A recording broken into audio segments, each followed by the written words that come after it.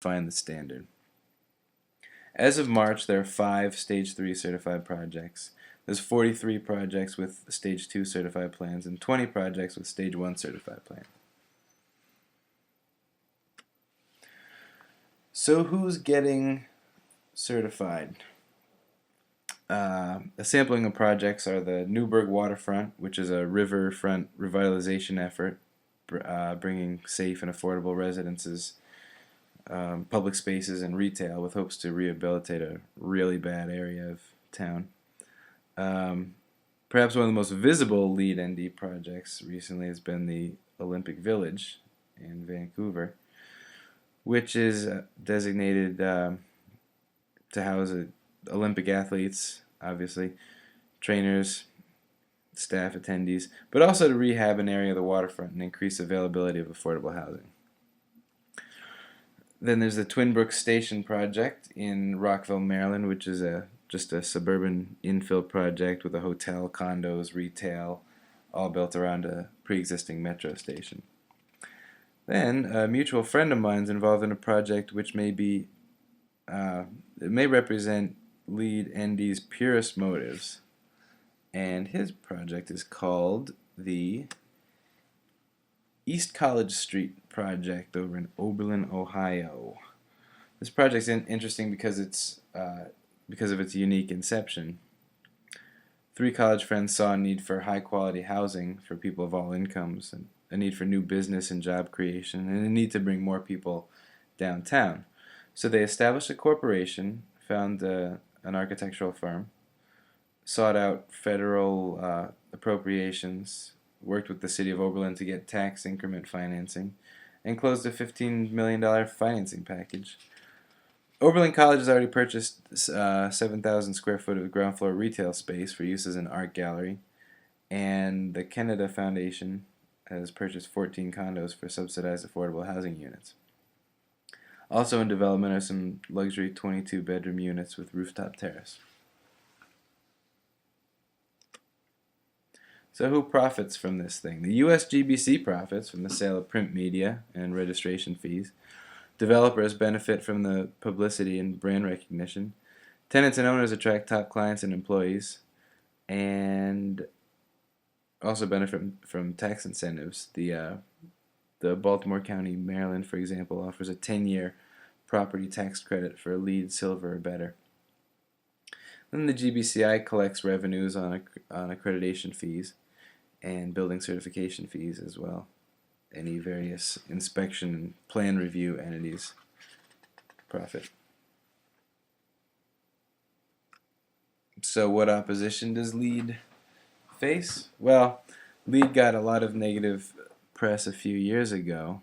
The USGBC had been making the claim that on average LEED buildings are 25 to 30% more efficient than non-LEED buildings.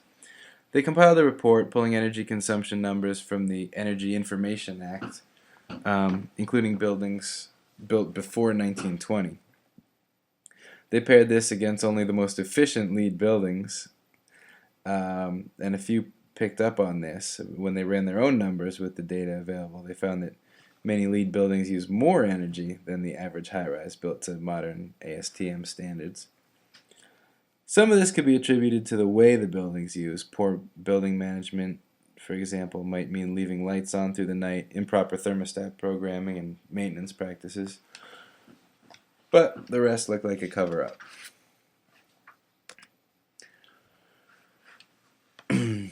More opposition might be coming from people who are just resistive to change of any type within their communities, for better or for worse. And there are those who feel like this standard is too lenient and doesn't do enough to stop development.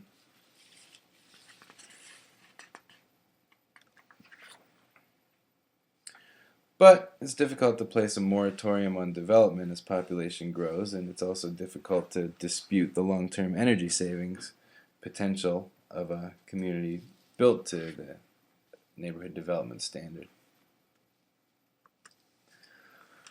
So how effective is LEED ND from a sustainability perspective? It's got many well thought out guidelines, but because of its novelty, its full social, economic, and environmental impacts have yet to be seen. However, we can look to some of the pilot projects as well as a critical read of the standard itself for some insights. On affordability, some argue that the certification of the Vancouver Olympic Village was achieved at the cost of displacing residents due to the rapid inflation of housing prices. Vancouver already has the least affordable housing market among the 28 major cities in Canada. The Olympics have only worsened the shortage of affordable housing.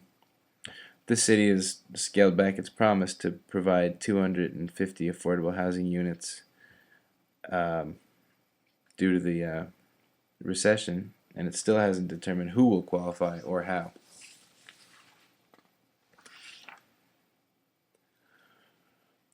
The smart location prerequisite is intended to encourage development within and near existing communities and public transit infrastructure, but because new bus and light rail line are extremely long lead items and prohibitively expensive, the standard made a provision allowing for projects to achieve full certification to developments that propose planned transit routes as if they were existing transit routes.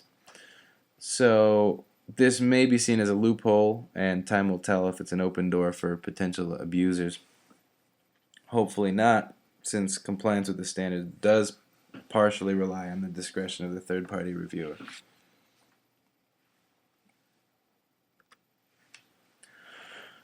This prerequisite attempts to place higher protection on the most ecologically sensitive areas of the landscape.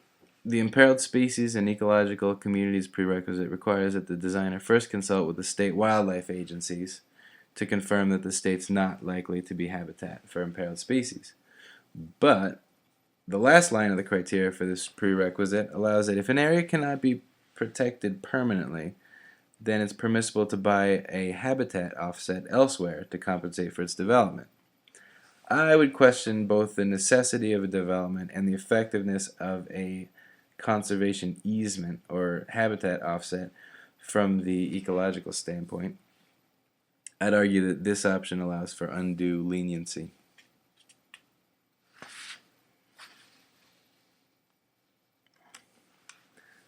Some recommendations that I would make would be to incorporate performance metrics and periodically revisit the performance of a neighborhood development to ensure that the system is meeting its design specifications and the proposed energy, water, transit, green space usage measures up to the intent of the contract documents.